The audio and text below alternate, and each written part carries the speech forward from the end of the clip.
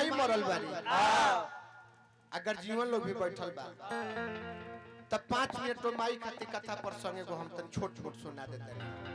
5-7 minute गलती नहीं नो 5-7 minute आए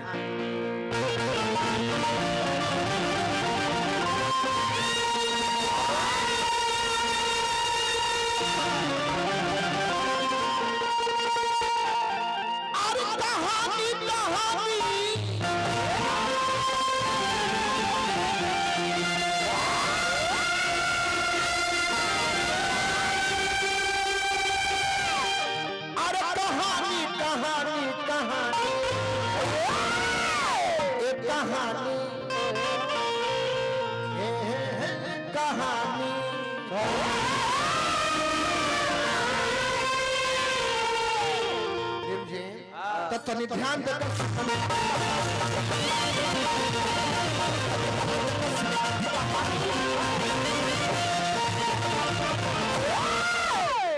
यह नचनिया है अरविंद भैया नचिए त ग्रीन ग्रीन झाल बजिए झिरिंग झिरिंग खइबो करेले फिरिंग फिरिंग जन काम भाई करते जिए में कौन कहानी करे हुए हम बताइए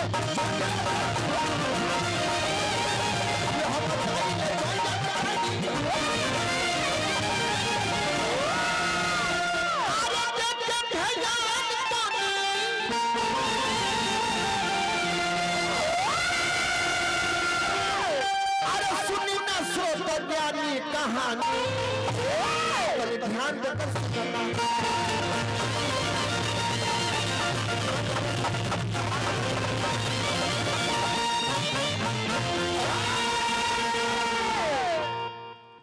कौन कहानी काय भकुइला ले करवे लागत है बुझाते कि हमके बिहार पहले में सूत के उठल बने बुझाते कि मुंह सुध को त मुंह हंसत रहे के बाद कहिंगा फिर होई नु सुबह होई फिर सवेर होई त चलो ही कर कैलाश पर्वत पर विराजमान माता सती और भगवान शंकर आ तब तक आकाश मार्ग से देवता लोग विमान पर चढ़ के कहीं जाता माता सती देखली कली के हे स्वामीनाथ हे भोला बाबा बाबा है देवता लोग कहाँ जाता है भगवान शंकर कनी के नहीं खुज जाता कि अब तो हरे गई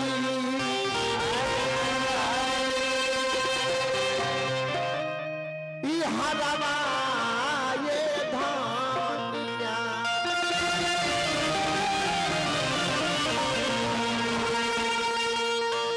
अरे जगवा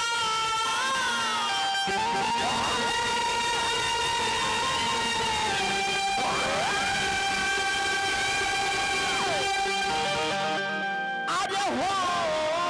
लाबे सुना अरे तोहरे गई हरावा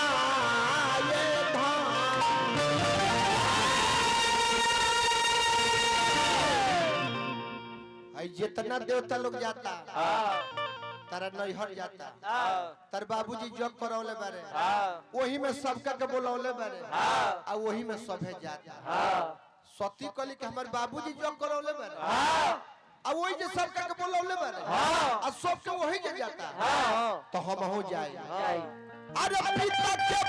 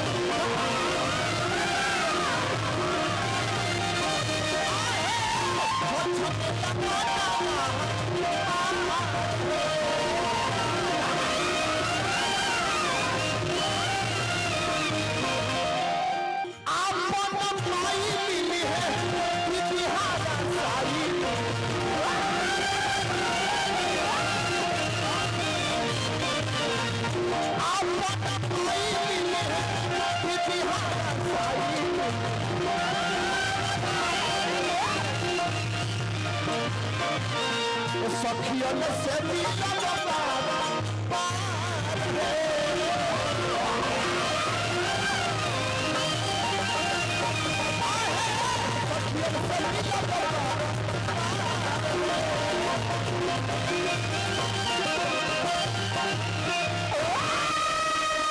ए स्वामीना कहा सती हमर बाबूजी जग करैले बानी अच्छा हमर मन में इहे सरदा बा इहे लालसा बा हमरा के उ जग में शामिल होके के बा रउआ हमरा के नैहर हमर पहुंचा दे नहियर जइबू ये तू का कहता ना कोनो खबर आई ना तू बुलावे खातिर आई आ तू जाए के कहता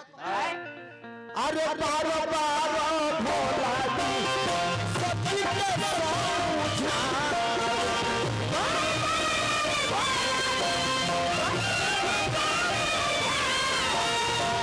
बारो बारो भोला सती के समझा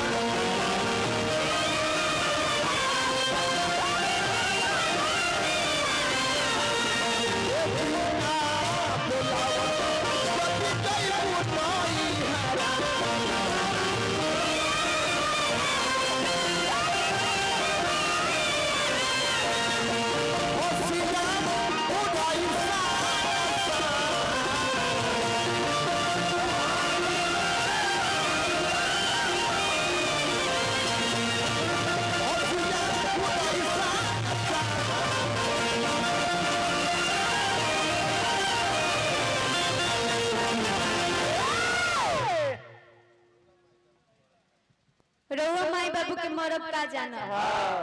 रउआ ना माई बना बाबूजी बनी रउआ मरम ना जाना हमर माई बाबूजी बानी हम मरम जाना तानी जब हम कह देले बनी हम नैहर जाए तो हम जइबे करब हम माने ना टिकट करा लेल बड़ू हम जानता नहीं हमरा माई ना हो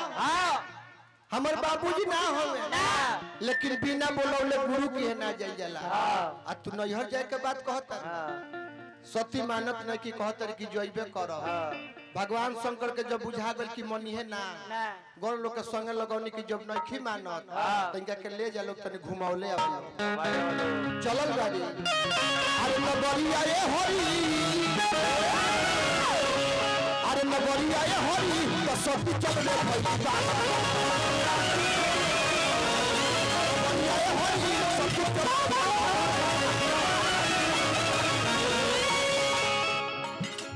अपन माई मिलल दीदी हर साइबा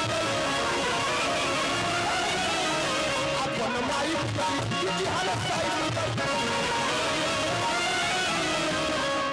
माई मिलल बहिन लोग मिलल लेकिन जब दक्ष प्रजापति देखले तब मुंह घुमा ली अरे बाबूजी न पूछले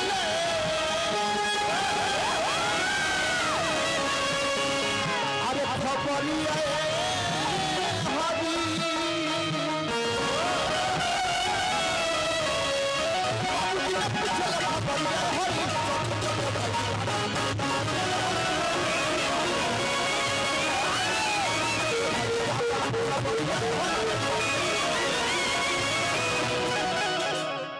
सती देखल कि बाबूजी विमुख हो गए तो जहाँ जग होते है वो जा गई तब सती पहुंच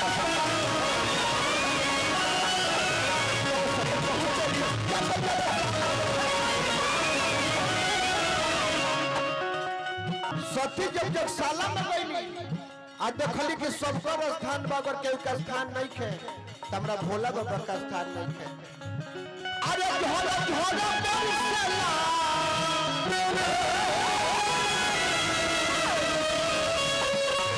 अरे नजरिया हरी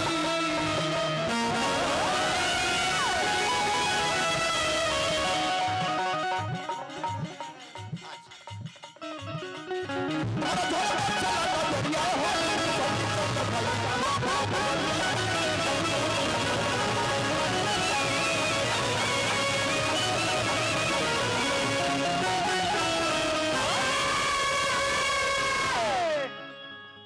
सती जगशाला में गईली देखो तरी की सबकर स्थान बगर केहू का स्थान नहीं के हमरा भोला बाबा का स्थान नहीं के बात बुझा गल की माना काहे करत रहले कल के देवता लोग हमरा बाबूजी के बोलावला पर जग में जे भी आई सभे शिवद्रोही बा एकर परिणाम सभे भोगी लेकिन सबका से पहले का परिणाम हमार बाबूजी स्वयं भोगी कहीं लिखल बा कि हवन कुंड में कूद के जान दे दिहली कहीं लिखल बा कि जोग अग्नि प्रज्वलित करके प्राण त्याग दिहली लेकिन मरे से पहले भगवान शंकर के ध्यान लगौली आ एके गो बात कहली अरे बच्चा